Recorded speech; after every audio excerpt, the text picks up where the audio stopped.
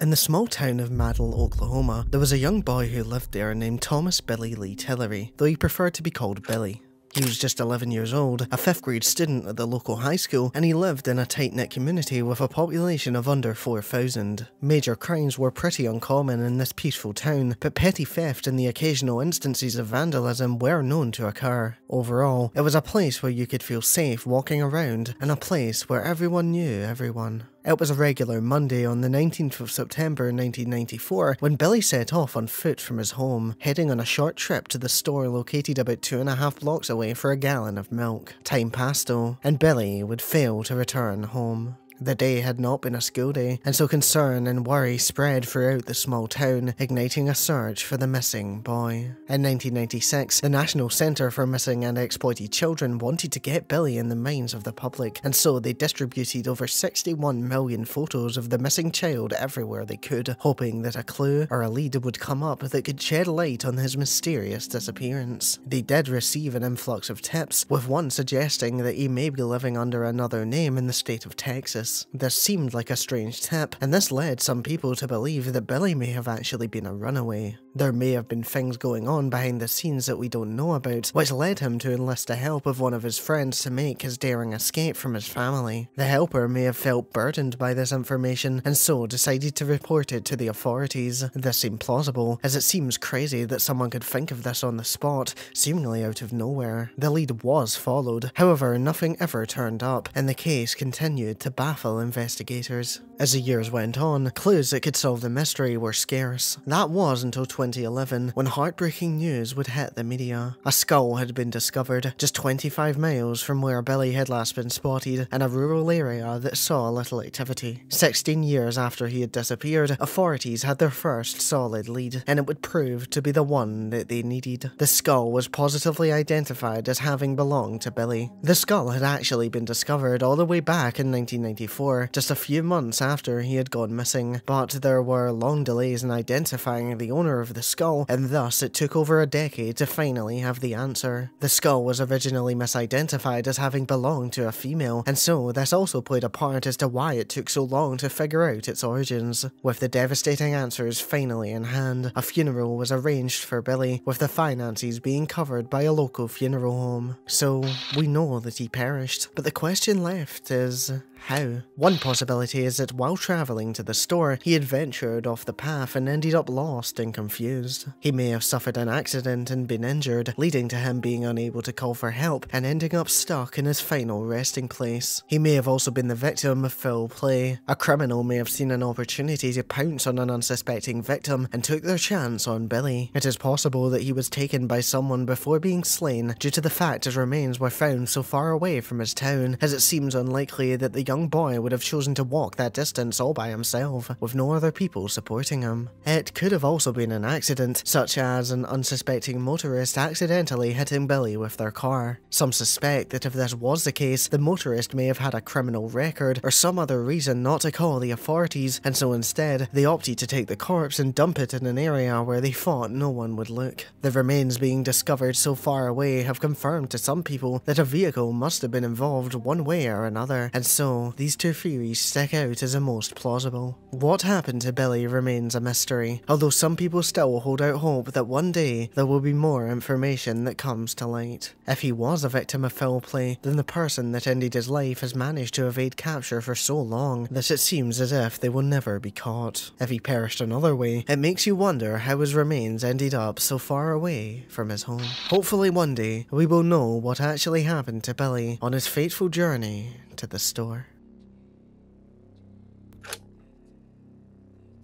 The family residing at 465 Highway 1A were strange people. One of them, a man named Nguyen Van Cao, was an irritable 83-year-old man and a mystery to those that weren't a part of his immediate circle of people. His house was like a fortress, surrounded by tall concrete walls and barbed wire to top off the defences. He shunned contact with the outside world and would rarely allow anyone to step foot on his property. Although he seemed to be close to his granddaughter, his eldest son was forbidden from entering his land, and attempts to contact him by neighbours, relatives, or companies providing him services proved to be futile. If he had to be in touch with someone for whatever reason, he would go out of his way to visit them to ensure that whatever lay behind the huge walls of his property remained a mystery. He was married to Noon Kik, with whom he had 5 daughters and 2 sons. There are conflicting reports about the family's living arrangements and also how many children they actually have, further adding to the mystery surrounding this very strange family. Along with this, their financial situation was also unclear, with some articles stating that they were in great financial difficulty, while others claimed that they were extremely well off and lived a lavish lifestyle. To his family's dismay, Carl's health began to rapidly deteriorate in August 2008. They began to prepare for his funeral, expecting the worst, and his 2 nephews travelled to his property to accompany him in his final days. Their business continued to remain private though, and the family had not been seen for a few days upon their nephew's arrival. This takes us to the 29th of August 2008, when firefighters of the District 12 Fire Department in Vietnam were struggling to ward off sleep. They were in the hardest season of the year for firefighters, a season known as Ba Hao, or simply dry season, where devastating fires were sparking up all over the land. That night would be no different, as they would receive a distress call reporting a fire in the Trong Mai Tai district. They prepared their equipment and rushed to the scene, preparing for another long battle against the flames. The fire was in Cal's property. The firefighters arrived at 8:30 PM, but by that point it was far too late. Due to the house's heavy fortifications, it took some time to break them down and actually gain access to the property, and so all that was left for them was a horrifying sight. Entering the home, they discovered 9 bodies stacked in the same room, soaked in gasoline and surrounded by their belongings. Every exit point had been locked from the inside, and there were no signs of any escape attempts or any signs of resistance to what was happening around them. 2 of Cal's children had their hands tied, with one having their feet bound as well. In addition to this, the bodies showed signs of starvation, enough to indicate that they hadn't eaten for several days prior to the fire. This case was going to be hard to crack, so investigators wanted to start somewhere by figuring out how the fire had started. Neighbours reported that electrical lights had been coming from inside of Cal's home at 7 PM that night. Around 8 PM, an explosion had been heard, and this had alarmed another neighbour, who ran out of their house to see smoke pouring out of Cal's property.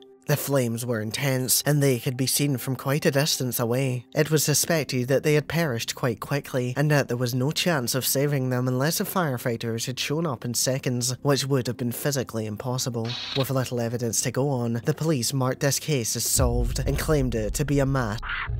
They reasoned that they may have chosen to go out this way due to Cal's declining well-being. However, investigators have even started to change their explanation from group family to claiming it to be for cultish reasons.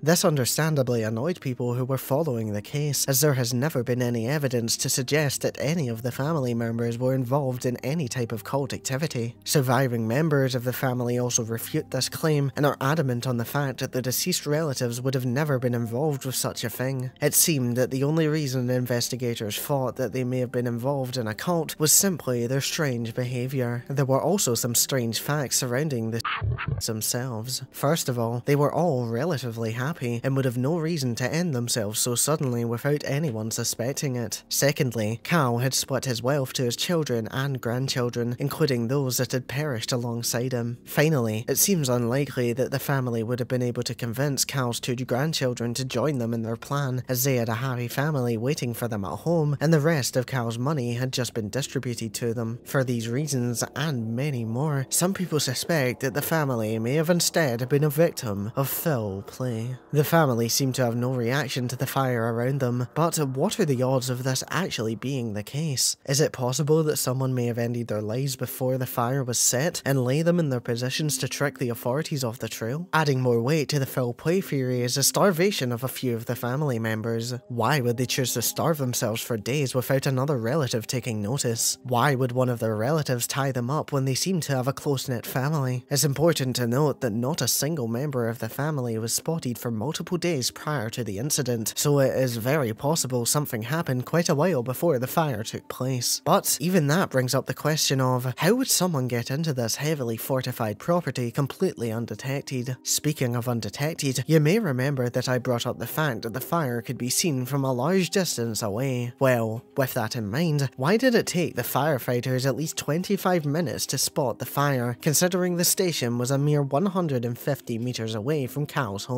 Considering one of the neighbors reported hearing and seeing a large explosion at around 8 PM, why did it take them so long to notify the authorities? There are many theories surrounding what happened to the family, including that they were slain for land by the surviving family members, or that Cal was offed for secret millions that he was suspected to own, and that the other family members were simply collateral damage. The year was 1981, and the summer heat was beaming down on the streets of Las Vegas. In the heart of the city lived a couple named Jack and Xenia Rabinovich, and people were starting to get concerned at the fact that no one had heard from them in days. On the morning of June 25th, a maid finally decided to check in on the pair to make sure that everything was alright. It was around 10 AM, and the maid pulled up to the front doors of the Rabinovich's residence. She was greeted with newspapers piling up from the 3 days that had passed, and the 4 dogs belonging to the couple were going crazy, barking so loud that several neighbors had already alerted the authorities. With her heart pounding, the maid made her way through the house. The majestic home was in disarray, and it was very clear that something was wrong. Accompanied by a security guard, the maid reached for the handle to the bedroom door. It swung open, revealing the lifeless bodies of Jack and Xenia laying on the bed. They had both been mercilessly executed with a single gunshot to the back of the head. Investigators began to unravel the events that had transpired on the night of June 23rd, when they guessed this had all happened. The trail led them to a phone call that Jack had received late in the evening from apparent friends traveling from LA to Las Vegas. Just a short while later, he would receive a second phone call informing him that they were stranded at the airport. With this, he set off in his vehicle. Hours later, the car belonging to Jack would be found abandoned in a desolate parking lot, but this raised more questions than answers. Did Jack make it to the airport to pick his friends up? Or were they the ones that had ended the pair so brutally? Or was he convinced to enter a different vehicle, not knowing the fate that awaited him? With mystery surrounding the events in the hours prior to the slayings, detectives turned their attention to the residence itself. The intruder had bound the couple with no signs of resistance, leading investigators to believe that they may have been asleep or incapacitated beforehand. Due to the vehicle being found though, this seems unlikely. Once the couple were out of the way, the intruder ravaged the house, tearing through their possessions in the search for something elusive. Eventually, they found what they were looking for, a single file that was being held in a drawer. The intruder took the file before leading the couple into their own bedroom. They were forced to lie face down on the bed before grabbing a pillow to use it as a pistol silencer. The intruder pulled the trigger, ending the lives of Jack and Xenia before discarding the crude silencer and making their getaway. No fingerprints were found in the house, and a time span was determined to be between the night of June 23rd and the early hours of June 24th. Police suspected that this was a professional assassination operation. The intruder had left over $250,000 worth of cash and valuables, so they came and ended the lives of a couple for a single file, whose contents remain a mystery.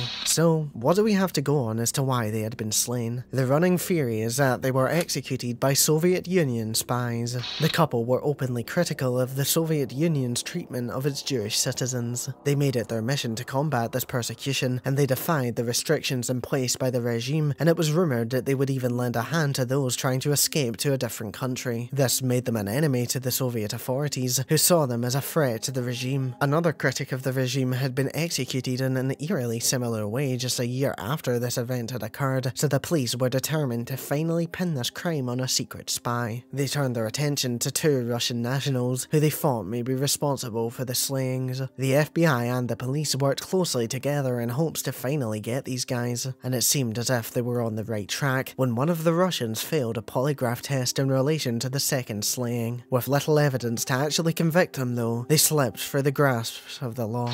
These were the last suspects to actually be thoroughly investigated, and all that we are left with are theories of a crime that seems like it will forever remain unsolved.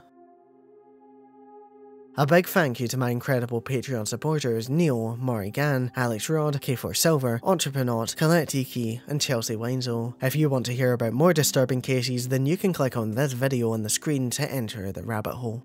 Until next time, sleep tight.